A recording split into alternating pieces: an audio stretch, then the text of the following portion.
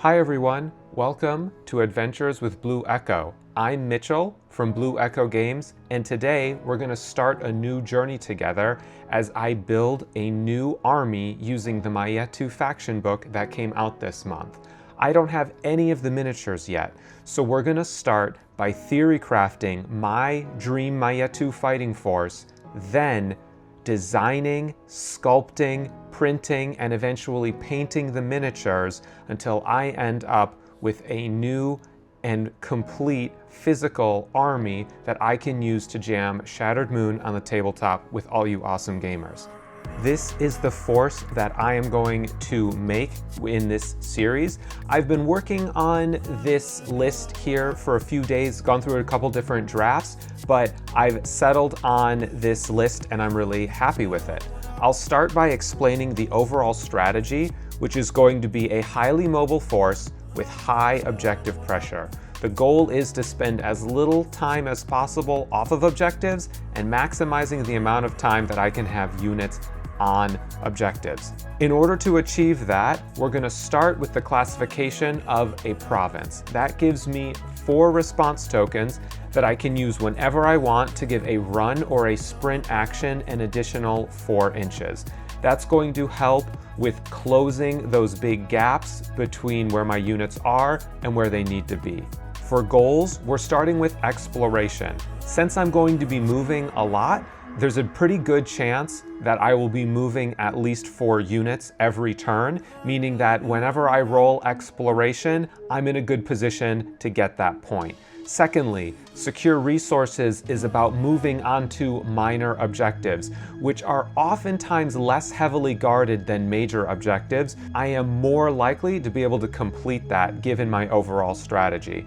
And finally, sowing chaos. This means that I need to attack 3 different units each turn.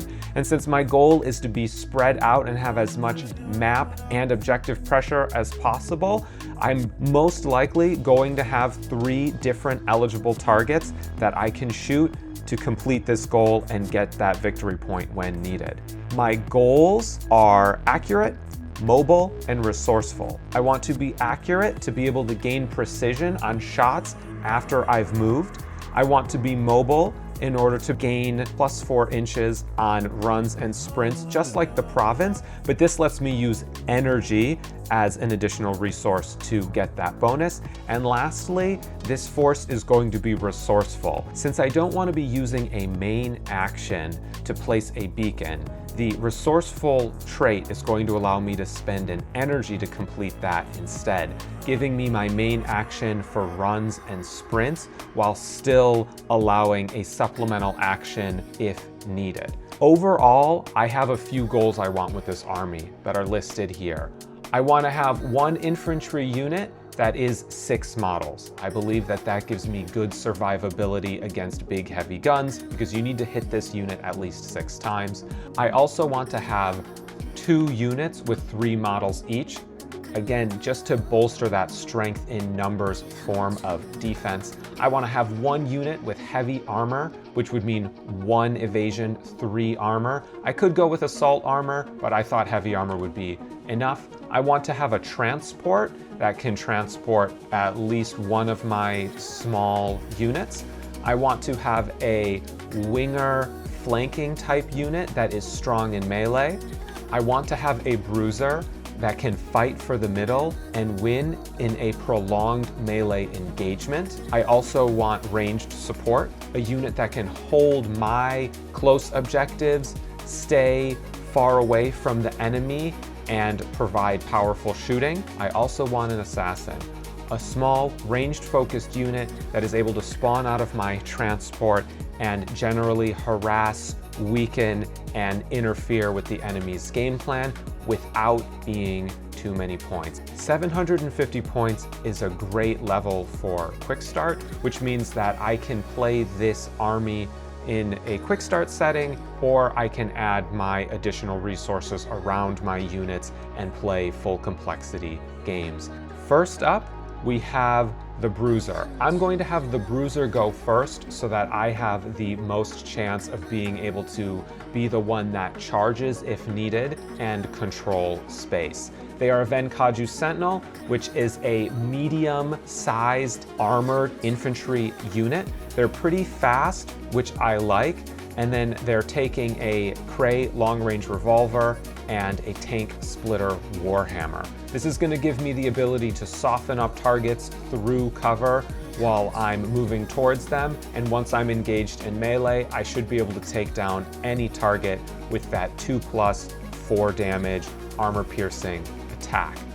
Up next is my fast flanking units, which are Nakia Sky Knights. They are light flying cavalry.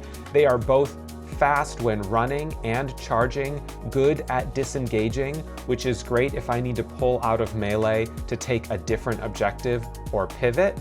They also have an energy weapon and a conventional spear. While conventional weapons aren't particularly amazing in any combat scenario, they're pretty good all around, and being able to charge with 6 2-up attacks means that I can probably seriously damage, if not destroy, a lot of units on that opening charge. Going third is my frontline infantry unit. This is a Red Star Squadron, which are unarmored flying infantry. I'm going to be running all 6, and I'm going to take advantage of the fact that they can run on a speed 3 and also have a disengage score of 3+, just like my fast flanking unit, allowing me to fight in melee when I need to, but also leave it. They have an armor-piercing pistol and a finesse sword. This means that against armored units, they'll stand and shoot, and against highly evasive units, they can move in and use their melee. Going fourth is my fast transport. These are hover bikes, my anti-grav recon squad. I'm going to be running 3 of them. I'm going to be taking advantage of the run score of 5 in order to get them as close to hard to reach objectives as I can on turn 1, and then using the fact that they are a transport to deploy my sniper, which is going next. And this is a Pujessa Prime Covert Operative, a small, unarmored infantry unit. They're pretty shifty with 3 movement and a disengage of 4+. They are taking a powerful sniper rifle that they can use to harass enemy infantry or soften up heavier targets. They're taking a hatchet for melee because they're probably going to be charged more than they do the charging, which means that the unpenalized 3+ strike that the JQ1 hatchet offers is pretty tempting. And then finally, we have my only prize unit, which is a medium hover tank, the Tessio Anti-Gravity AYB weapon platform. This is going to be taking a very large T6 Liberation Cannon, which is a gigantic railgun with 32-inch range, 4 armor-piercing damage, and then rockets. These are conventional rockets, but 3 attacks at 3 damage gives me pretty good stopping power against a variety of targets. All of this put together adds up to 749 points, which is exactly where I want to be for the goals of this build. The next step is to brainstorm a visual identity for how I want this squad to look. Then I want to think about the characters, come up with real call signs, and start to develop some personality and story behind this squad.